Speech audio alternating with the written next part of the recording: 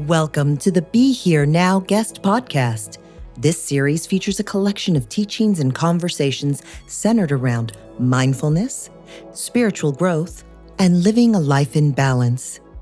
Each week, our diverse network of guest teachers and hosts offer up wisdom and practices from a different spiritual path and perspective. If you would like to support this podcast, please visit BeHereNowNetwork.com/donate. And we have Sharon, who's beaming in from Barrie, from Insight Meditation Society on the property there. And we wanted to talk about mindfulness and metta and some things around practice and finding our ground.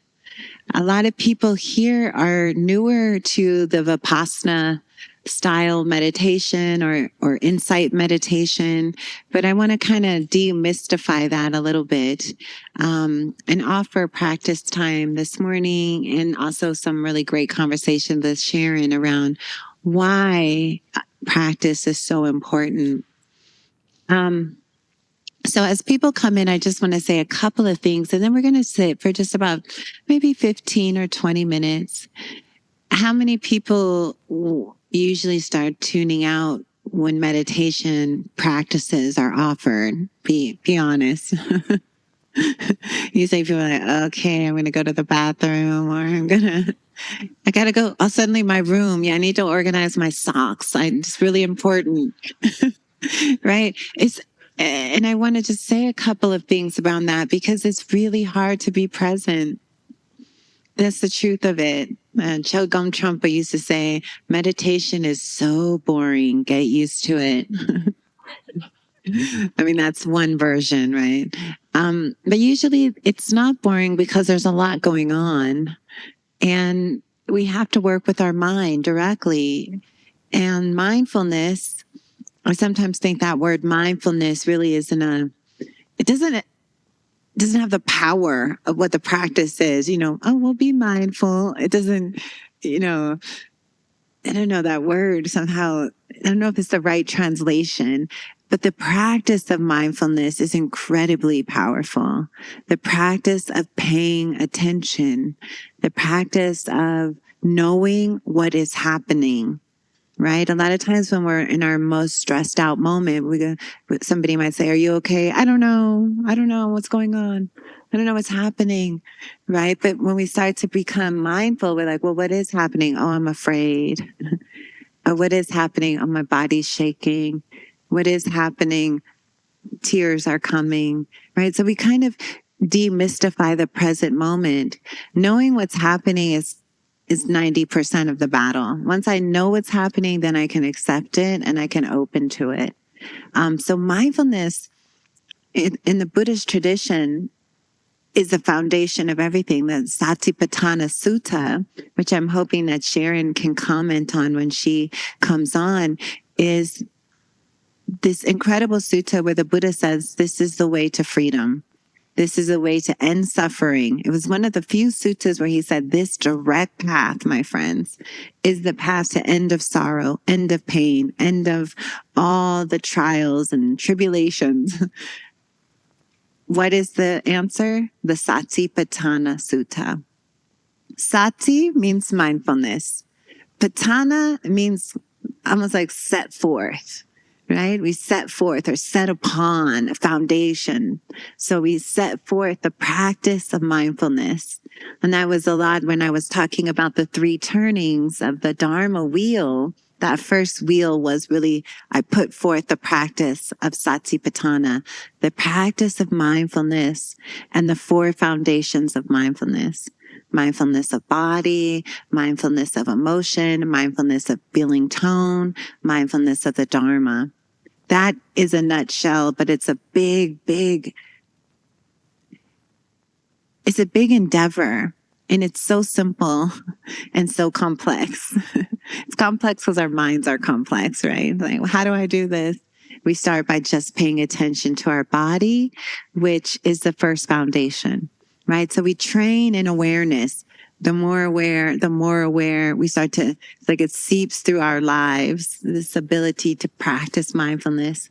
The beautiful thing is one moment of mindfulness leads to another moment of mindfulness, right? It grows. It grows. Somebody, came up here and said, I remember you from Insight Meditation Society, where I taught so many silent meditation retreats, right? And everybody was practicing moment after moment. We would sit, we would walk, we would sit, we would walk. And there's a momentum that builds in the mind. And the more present we are, the more we just cut through delusion. We wake up, right? We have to do that work, actually. We could pray to the gurus. We could pray to Buddha. We could pray to Jesus, Mary. At the end of the day, they're going to say, sit up and pay attention, free your mind. It's the work that we have to do on our own, actually. Nobody can do that part for us. And so there is some labor involved. It's laborious because the mind's so used to being wild and crazy and running around on its own. And here we're going to kind of tether it, right? We're going to kind of rein it in, and we're going to use our body as a foundation of exploration. I want to just say one more story, and then we're going to go into a practice. It just came to me, one of my favorite suttas in the Pali Canon middle length discourses, which are, it's a collection of all the Buddha's teachings. There's a story about the Buddha in conversation. When I gave the talk the other day, I talked about in the suttas, the Buddha never slept, it said.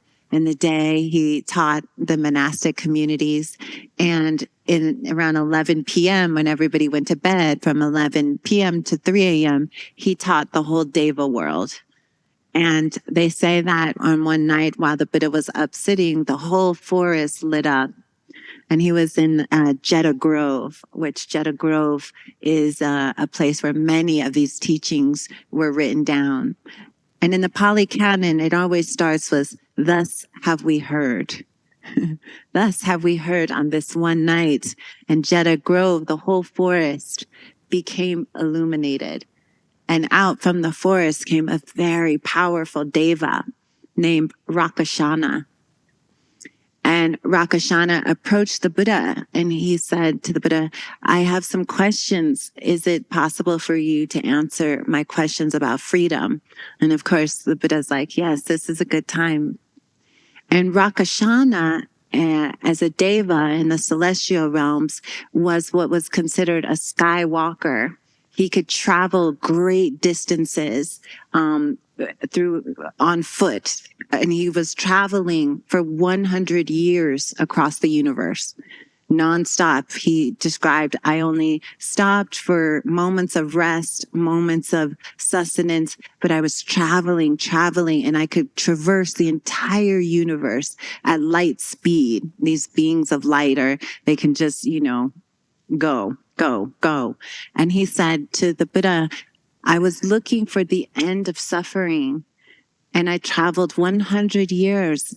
Sir, I did not find the end of suffering in my travels, and I'm now, he was sad. There was a sorrow. I've searched, and I've searched. So he says to the Buddha, where is suffering to be? Where is the end of the suffering? I've been looking. And they said that the Buddha says to Rakashana, you cannot find the end of suffering through traveling. You cannot find it. You could go to each end of this galaxy. You will never find the end of suffering. So Rakashana kind of takes that in, like, okay, that was a lot of time. Huge effort I've just exerted. And now I can't find the end. Right. And so he's like, okay, well, where can I find it? Please tell me, where can I find the end of suffering? And the Buddha looks at him and he said, within your own body, Rakashana. By examining your own body internally, you will find the end of suffering. And then it's like the whole forest lit up, and Rakashana's like, okay. Inside, I find the end. I cannot find it by looking, seeking endlessly. And we have that tendency, don't we? We're like, I'll go here, Ram Dass's retreat, the end of suffering.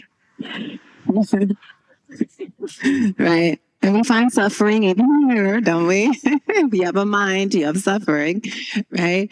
And so that desire is in all of us, like looking.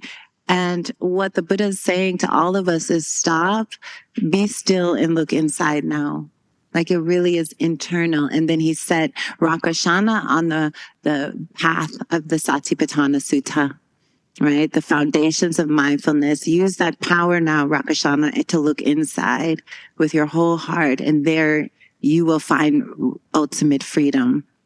So it was a very sad and loving and hopeful sutta at the same time. So on that note, we're going to practice like Rakashana. The instructions that was given to him, we will now set forth right here in this space and be like the Buddhas in their little Buddha pots. So let's get in a position that's comfortable. It helps to have your back straight and your feet on the floor. Posture is important for energy and flow. You know, it helps if you have a kind of a foundation. You know, the sitting posture with the legs in front of you is sanasana. It's the yogic asana of wakefulness, right? It's like a signal to the body, like, okay, now we're going to pay attention. So posture actually is symbolic and important.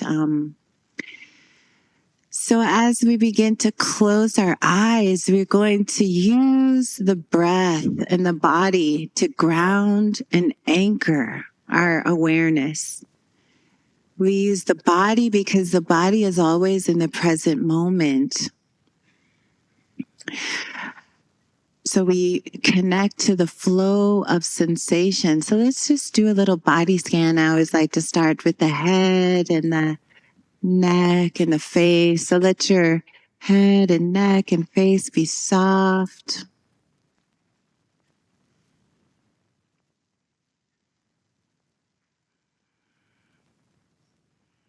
And let your whole body soften. Feel your shoulders and your back.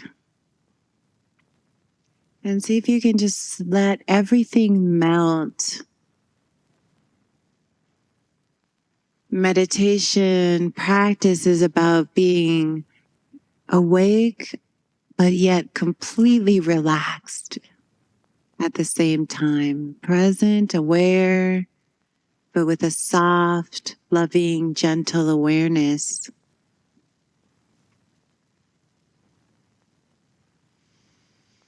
And feeling into your chest and your belly. Come into the belly and take some deep belly breaths here.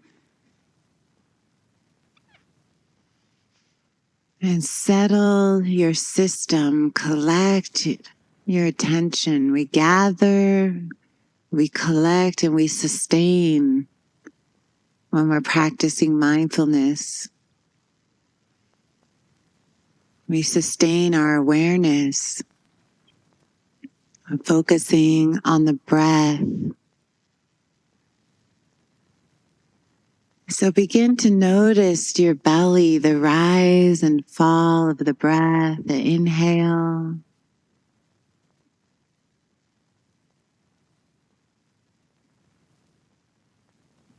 And the exhale.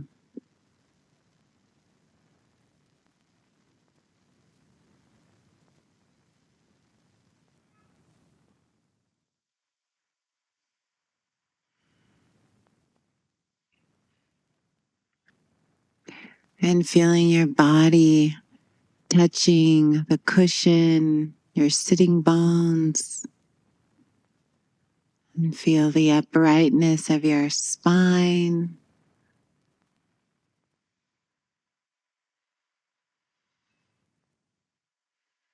And feel your legs underneath you and your feet.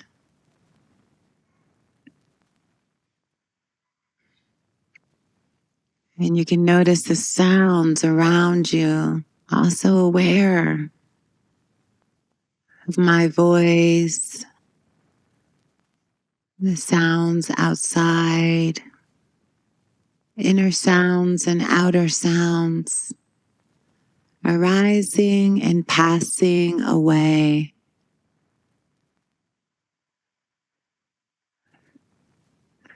Feeling the breath,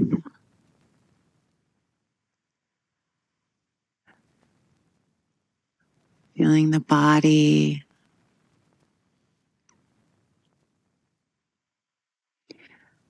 and focusing just on the simple sensations of the inhale and the exhale. Sometimes the pause between breaths, no need to control anything. We are the witness. We are observing, feeling sensation.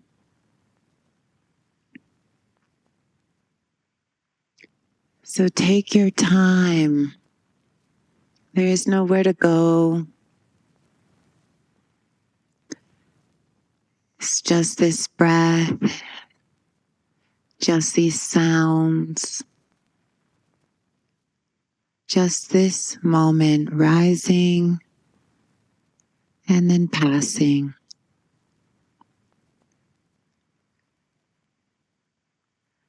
One breath at a time. We practice vipassana, clear seeing in this way.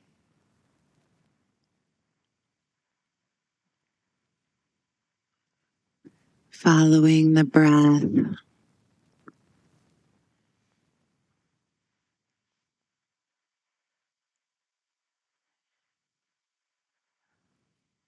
Letting thoughts go.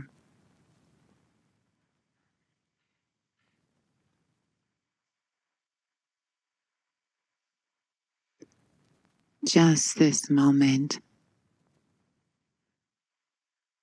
Staying as connected as you can to the breath, the body. Anchor your attention.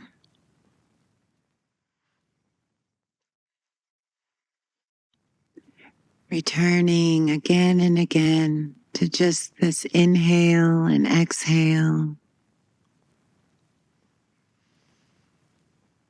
The mind wanders, we just come back with kindness as we practice resting in presence.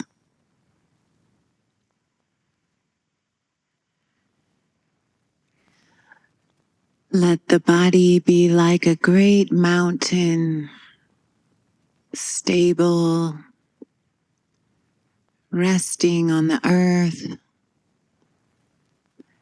Let the breath be the breeze, and the mind, the sky, clear, open, space.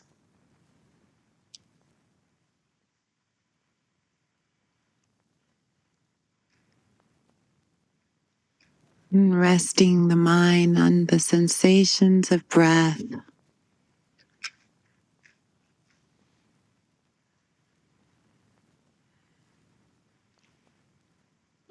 Rising and falling.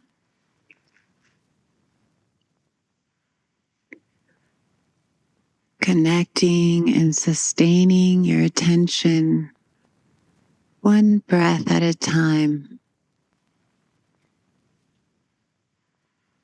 The mind wanders, gently just return it to the object. Anchor is the inhale and exhale.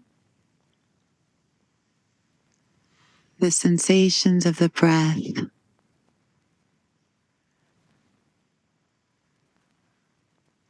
Coming back again and again with care, gentleness.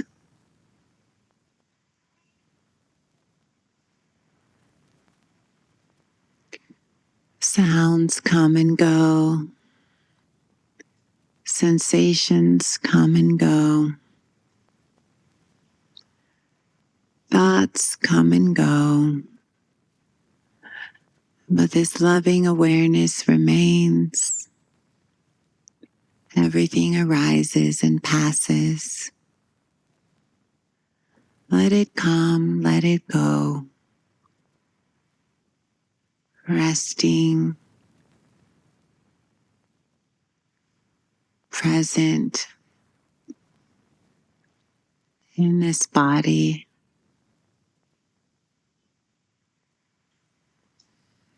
And for the last moment or two, offering some metta practice,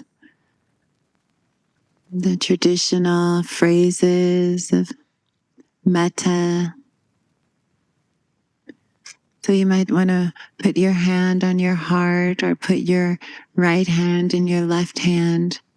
And we practice sending love, friendliness, good energy to ourselves. May I be happy and peaceful.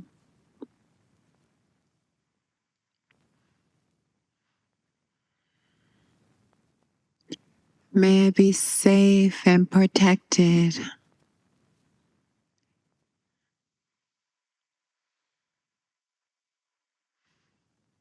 May I be healthy and strong in this body.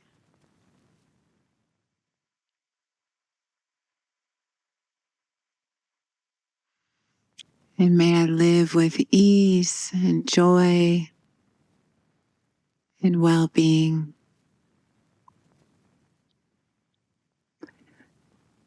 Just friendliness to yourself in this moment. Visualize yourself just offering kind wishes, words as practice.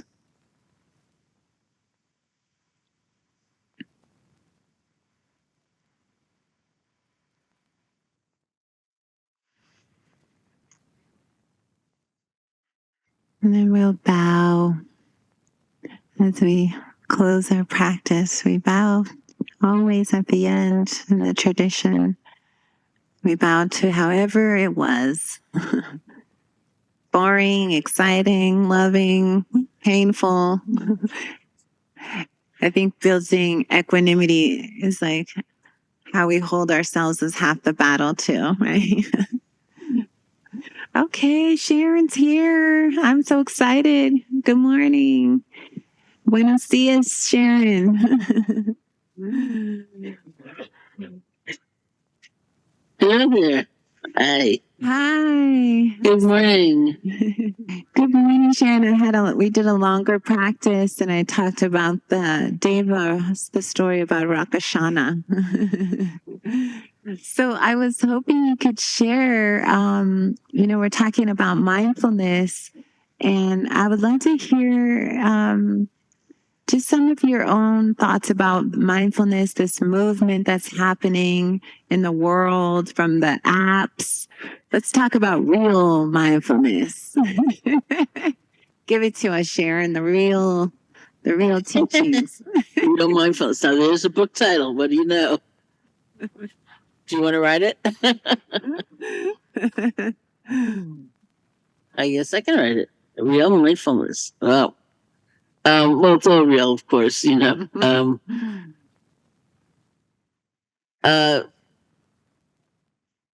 guess classically, mindfulness will be seen as the quality of awareness where our perception of what's happening in the present moment is not so distorted by old fears. Sometimes an emotion, for example, will arise, and maybe we've been taught our whole lives, like, don't feel that one, don't go close. And so we just automatically like recoil, or we try to hide it, or we try to deny it.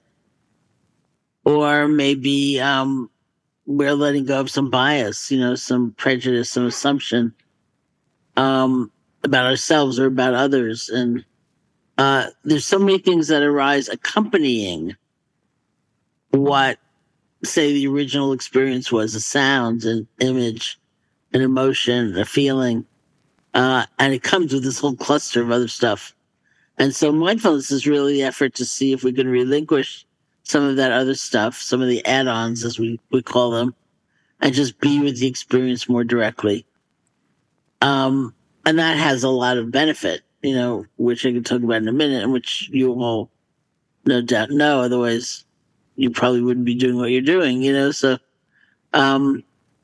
but it's not that we're trying to let go of or in any way relinquish or abandon or annihilate any of our experience. That original, whatever it is, emotion, thought, sensation, is a perfectly valid experience. It is what it is. And it's more the accompanying stuff. It's like the projection, the holding on, the pushing away, the putting ourselves down, like the shame or the blame. I shouldn't feel this.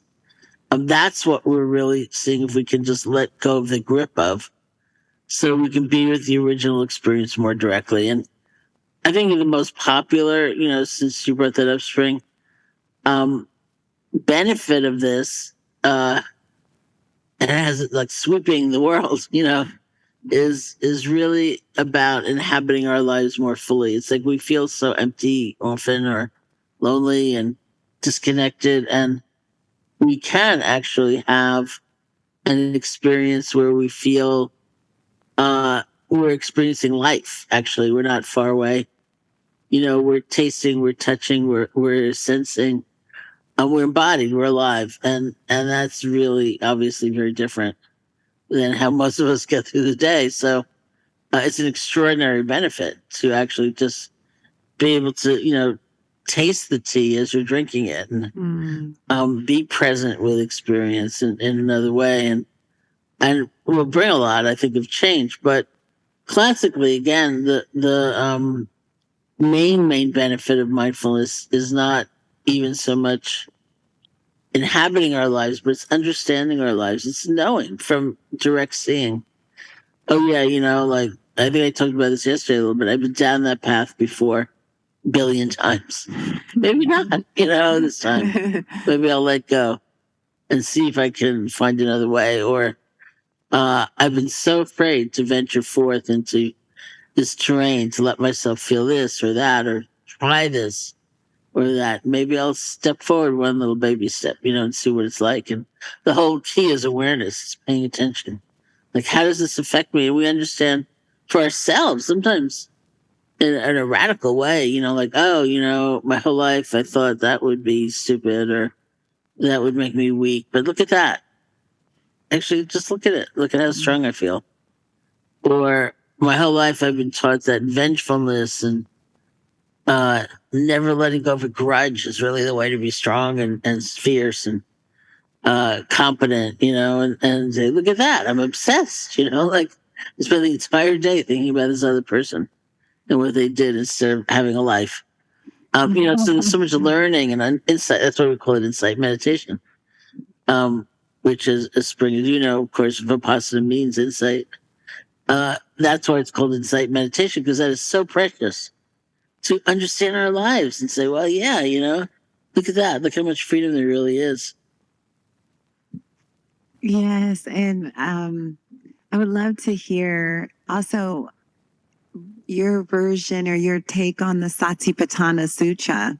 So many people are learning about Satipatthana and the 4 foundations of mindfulness. Can you give us a little download on that? Sure.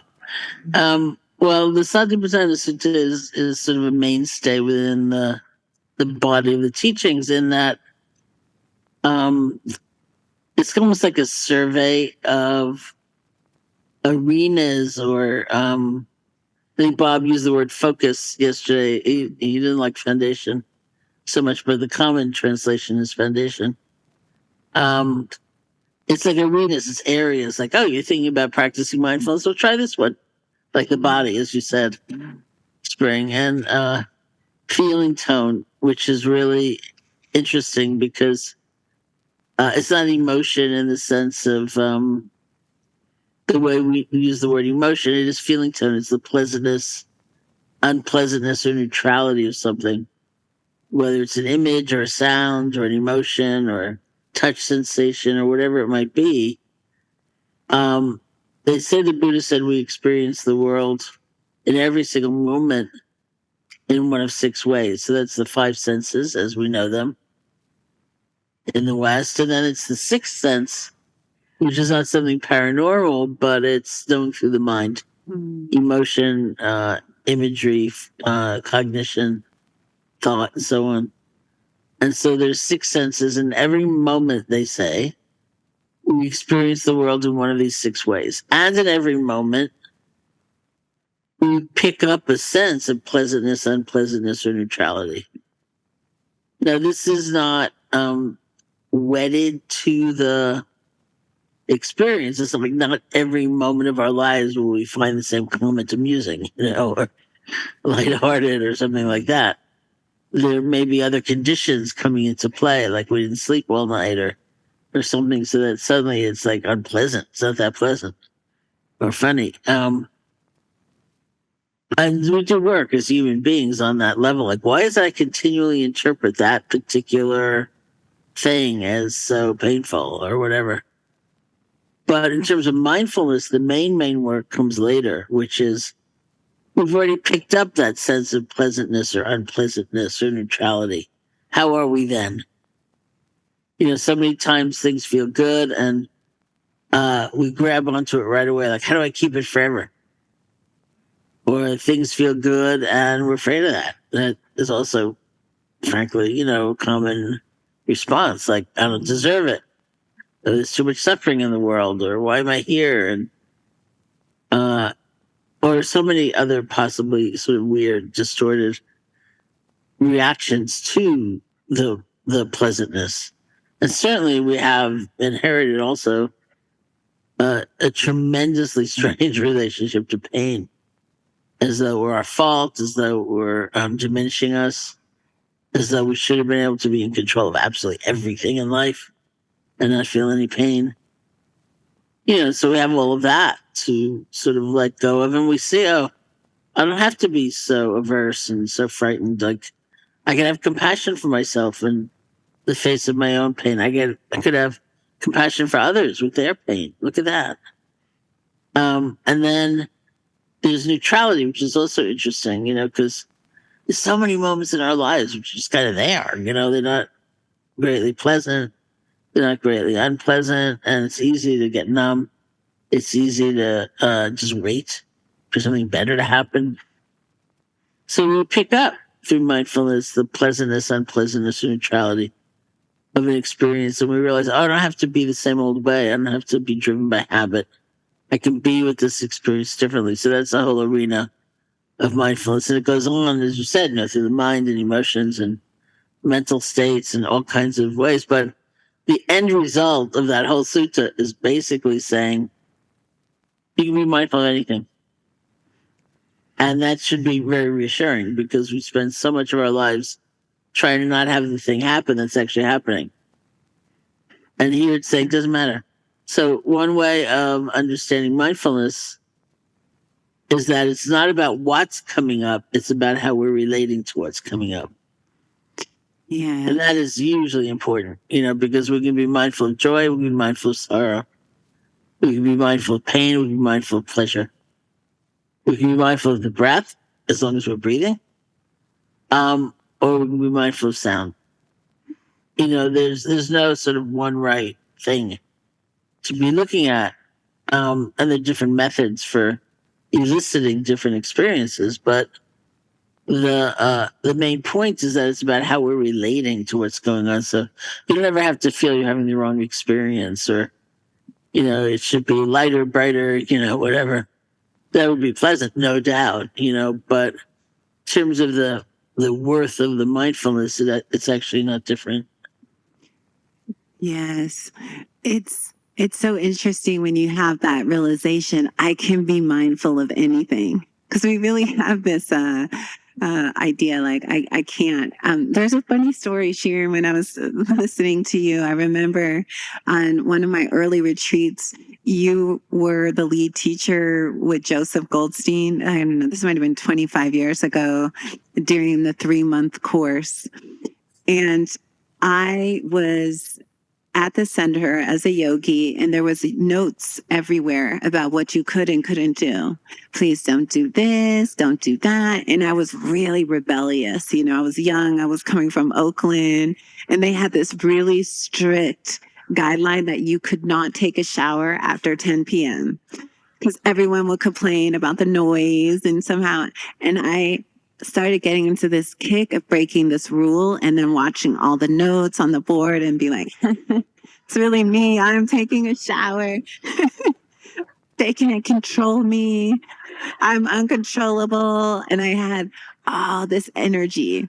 And it went on for some time, and the notes got more intense. And yogis, somebody in the B wing is the shower's on at 10:15, and I was in my samadhi in the pipe, and I thought it was so funny.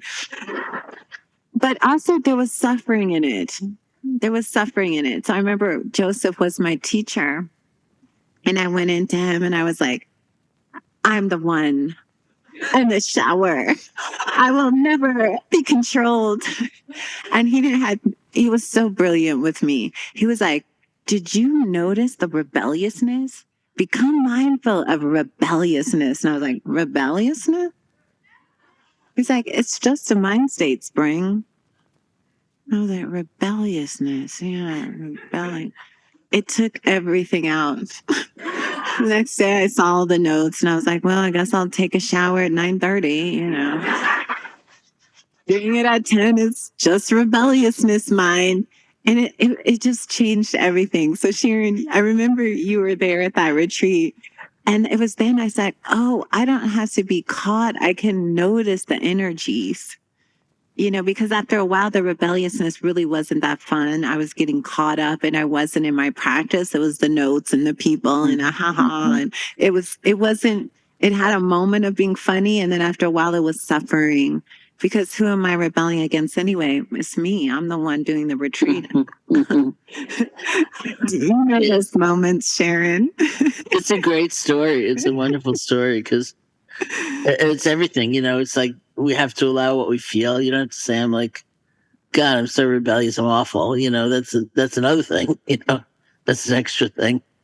It's just, here it is, what is it? And we can actually take an interest in these states because they're kind of fascinating, really. Like, what is that feeling? Like, no one's going to tell me what to do. It's kind of great, actually, But on the other hand, what does it lead us to not do and not be willing to try? And, let's take a look at what that feels like. And, and I'm so different or whatever it might be composed of. As long as we're fighting it and as long as we're immersed in it, which is the other extreme, we don't have the kind of space to just be looking at it and being interested in it and learn. Yeah, I learned a lot there. And also, Sharon, what are your thoughts about this idea about, where we seem to get tripped up? And you were mentioning this as this pleasant, unpleasant. When something's pleasurable, the mind goes more, grasp. Something's unpleasant, and that seems to be like the whole of the Dharma right there, right? This moment of, it's like dependent origination, right? The suffering begins when we either hold on or we push away. And we don't want to be, I think Buddhism gets a bad rap. You guys don't like pleasure or you don't like pleasant things. You focus on suffering. So I'd love to hear your thoughts on that. Yeah, well, it's easy to see why I would have that reputation, but of course it's quite undeserved. But, there is a lot of conversation about suffering, which I personally found very reassuring, because that was my experience. And to hear people talk about uncertainty, fear, insecurity, anxiety, pain, loss, it was my experience. And no one was ever talking about it, certainly in my family. And so it was this enormous thing to hear this spoken out loud and very liberating and important. And I experienced it internally as inclusion. It's like for the first time in my life, I didn't feel weird, or different than everybody else around me. And so, that it can be a very great thing, although the common interpretation is that that's depressing. Let's hear when we talk about suffering. But as many people will note, I took a look at my teachers, my early teachers in India, and they all seemed incredibly happy as they talked on and on about suffering. And I thought, that's weird, all those people talking on and on about happiness back home didn't seem that happy. They seemed kind of miserable, actually. So that was something to notice. And again, it's about relationship. Do you feel alone in that suffering, or do you feel you're part of a community of life? Do you feel resentful and kind of embittered by the suffering, or do you feel a kind of compassion, like, look at what we go through as human beings, and so on. And so there's lots of options, even in facing the suffering, which is the point. And I'll also add, the part about the pleasure and the neutrality, because the way we're conditioned to relate to those things can be very strange too, and really keep us far, far away from that feeling of fully living, a life and understanding our lives. And so coming to a place where we're kind of creative and interested and connected to whatever's going on is it's the ultimate goal of mindfulness. Yes, and it seems like the more I'm able to be present with my suffering, the more liberation I feel. This is the juxtaposition. This is the koan. The closer I get to pain, the more I feel it, the more I'm with it, the happier I feel, which is the more powerful I feel, the more compassionate I feel. So there is something really important about us being willing to be with what is true, not with what we want, but the real experience. We wake up, there's heartache. I didn't want heartache, but there it is. Okay. Can I be real with that? There's a whole movement in the spiritual communities where people are talking about toxic happiness, which is that negation of the real. If somebody wakes up, they feel heartache. I'm happy. I'm happy. I'm happy. And then you feel the dissonance. You feel are you sure you're okay? And it's like, I'm not okay, right? I'm not, but we kind of portray. So have you heard that term toxic happiness? Because I think some people used to put that on me, and I would be like, no, this is how I really feel. And in another moment, I can feel the depths of my pain too. Mm-hmm. It's not a negation of suffering. So I don't know your thoughts on the whole toxic happiness and getting real. Yeah, I don't know how, I'm trying to think of the phrase I used in my book, the one coming out in April. I think I took it from psychology. I didn't take it from kind of spiritual circles, which was more like toxic positivity. Yeah. Toxic optimism, something like that, which is a phrase in psychology because and it's sort of equated to spiritual upleveling or, bypassing, where something painful is happening and one's response might be, we're all one, or it's all one, or everything's empty, or it's all the radiance of God or whatever, and which might be true. But, if we're kind of skipping over something, is the point. Sometimes you have to feel what you feel and feel it directly and openly, and then going through it rather than around it. There's a different relationship that develops where we can take in the both. It's like the pain of it on what Bob maybe would call the relative level, which is the level in which we are relating, the relational level. We feel the pain of it. And we also understand, like, look how fleeting this all is. It's like a moment in time, this whole life. And, it was like we can hold both at once and one doesn't negate the other. And so, but we're in such a hurry, and things are painful. Who wants to go there? But, we can go there in a very, very different way, and it's a whole different experience.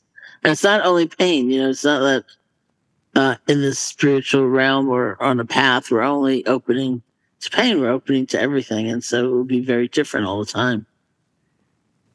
Yes, we're also opening to the beautiful aspects of life. And for many, you said that can bring up unworthiness. It reminds me of that a friend of mine who went to retreat with Usaidia Utajania. Yeah, Saida Utajania. Yes. And he was in Burma practicing, and they're only getting really one meal a day, and they're doing these intense practices, and the community comes and offers food. And that day they offered shrimp, and he has this obsession on shrimp, love shrimp, favorite food. And he's like, oh my God. And he could feel as he's walking, he smelled the shrimp as they're entering the dining hall, and he's like, shrimp, shrimp, shrimp. And he was like, I will not look at the shrimp. I will work with my attachments. And the next day, the same thing, the same family brought out all this shrimp, and he's like, oh my God, again. And it's happened 3 days in a row, Sharon, or some crazy thing. So he goes to his interview with Sayadaw U Tejaniya, and Sayadaw was looking at him. He's like, eat the shrimp. What is wrong with you?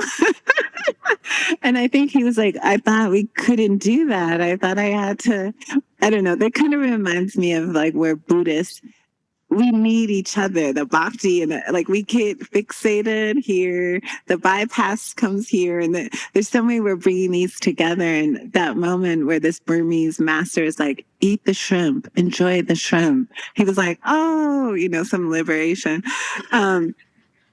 So I think it's these extremes, Sharon, what we're talking about on this retreat. Anyway, you've worked with a lot of Sayadaws, so any thoughts on that? It's very funny. I mean, sometimes we talk about traditions as, we are in this retreat or other places, or sometimes we talk about lineages, but a lot I have found in the end seems to come down to almost like the personality of the particular teacher.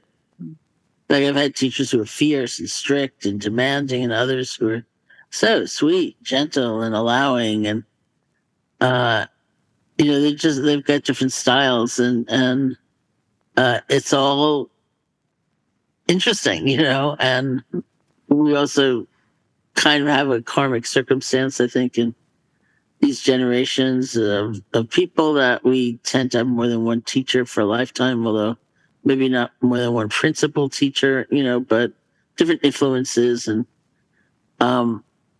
ways we study or look at things or experiment with practices. And it's not going to be just one, it's some creation that we actually just do. But I think it's very funny, like, especially from U Tejaniya, who's known to be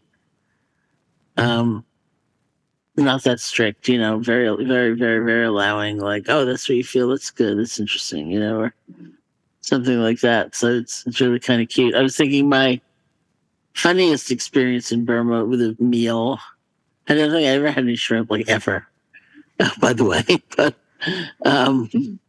when I practiced in Burma, when one practiced in Burma and back in the day, every meal was offered. So you never paid anything for being there in the retreat center. Like every single thing you needed was offered, and it was usually just one meal a day, sometimes 2 meals a day. But the last meal had to be over before noon, so it started at like 10:30 in the morning, and then there was nothing.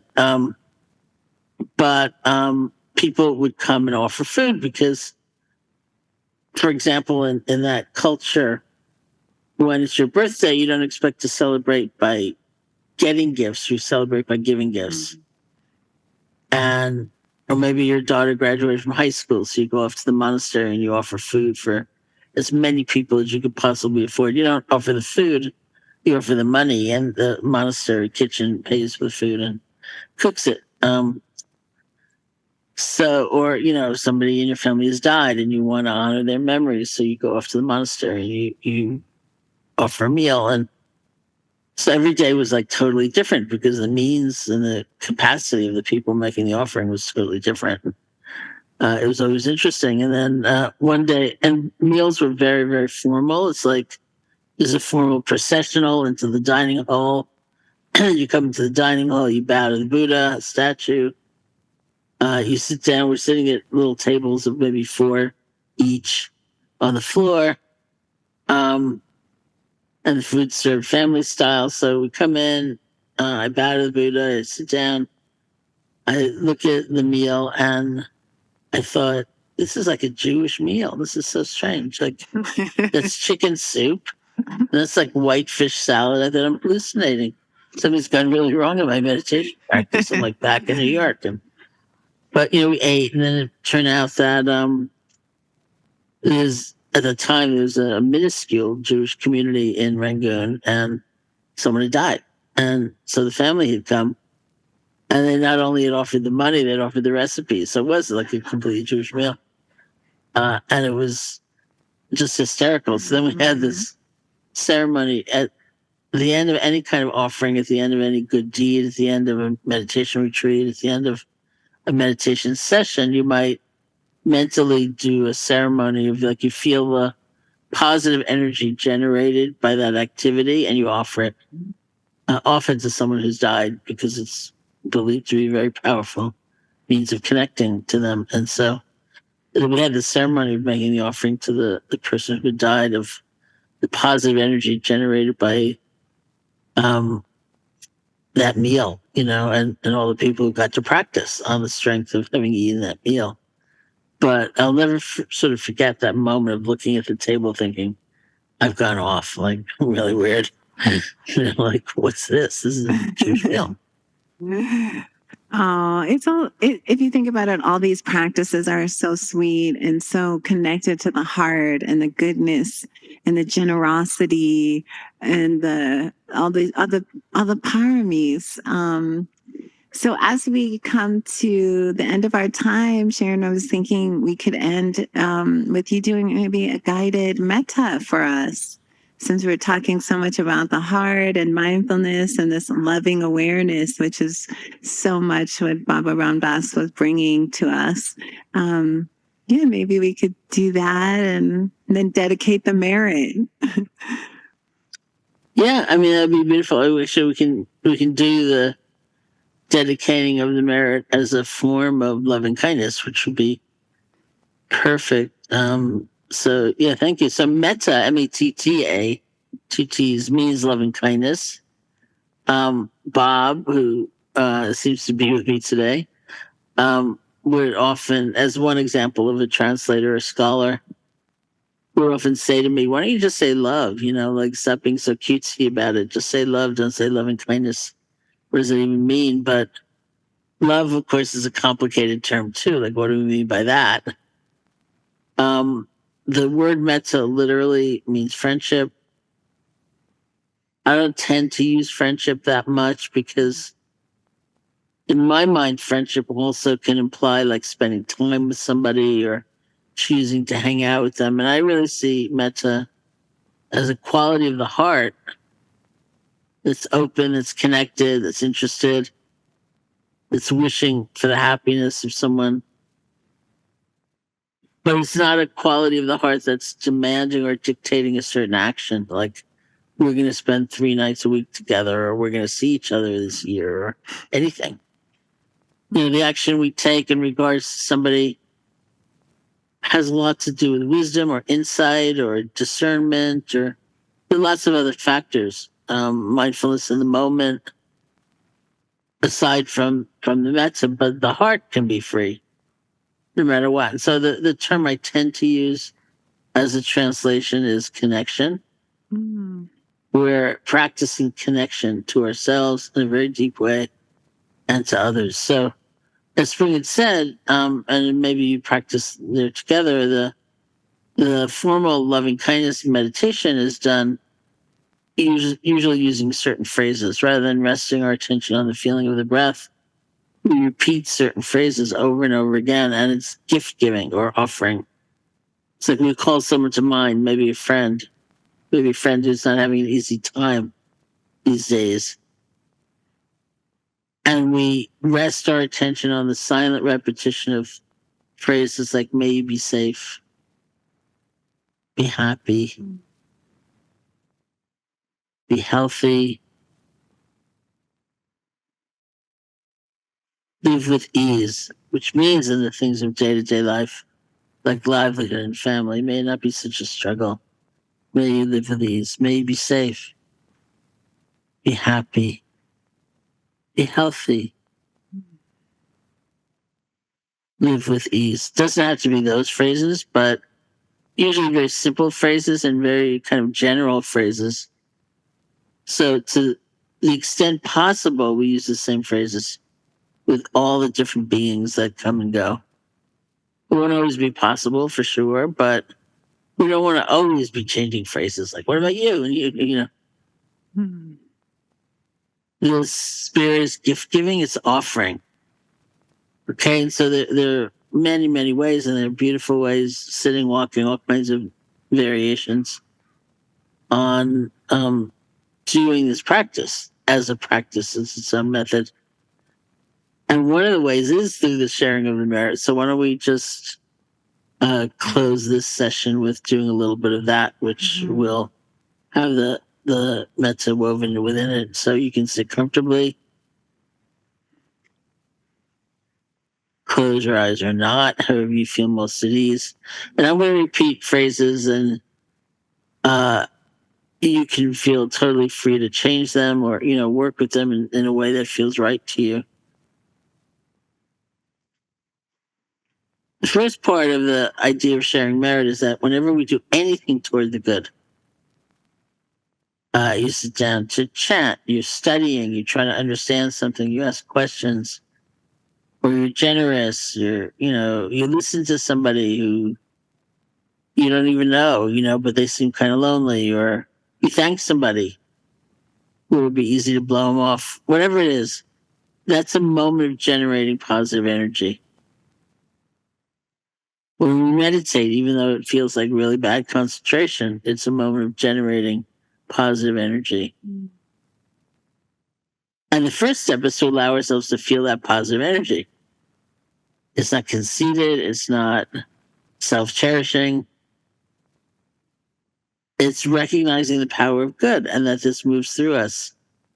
And that we don't have to feel so far away from it all the time and so distant. So there are lots of ways of spending a weekend. Here you are. And you can let yourself delight in that. For some of you, this is the first time you've ever done something like this. It's pretty great. And you come back to it in the midst of a very busy life. So you let yourself just feel in an embodied way the joy of practice, of seeking, of trying to understand life. Coming together. And then you make the offering. First, those who've helped you. Maybe somebody helped you be here, or they've helped you in the past. Whoever comes to mind. And as you contemplate them, you can get an image of them, or say their name to yourself. Get a feeling for their presence. And then the words I use are something like, I share the merit of my practice with you. Or I share the power of my practice with you. May you be safe. Be happy. Be healthy. Live with ease.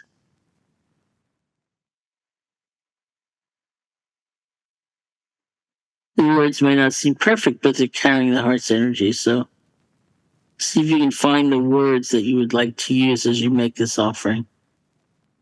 May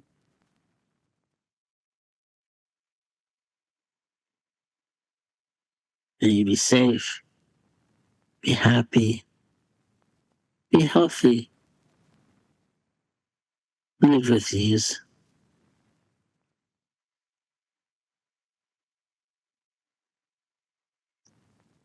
And those whom you know are hurting or having a difficult time right now, bring them here. Share the merit of your practice with them, because in the end, we never ever practice just for ourselves alone. I share the merit of my practice with you. May you be safe, be happy, be healthy, live with ease. And all beings everywhere, all people, all creatures, all those in existence, near and far, known and unknown. Share the merit of my practice with all beings everywhere. May all beings be safe, be happy, be healthy, live with ease. And if you're ready, you can open your eyes or lift your gaze and we'll end the meditation. Oh, Sharon, thank you. I just always feel such a connection to your river of wisdom that flows. Think about Bob's called you a field of wisdom, a channel of wisdom. And it really, everybody, when we think about what we are doing here, we're practicing goodness. And that thought I had of just simple practicing goodness, it just made me cry, like there's nothing else to do here on the planet. Let us keep gathering and practicing goodness. And Sharon, I have so much gratitude for you. I just love that we can beam you in and we send you so much love. And Barry, just appreciate you so much and all your continuous. You are a river, a force. Thank you. Well, thank you so much. It's quite great to see you again.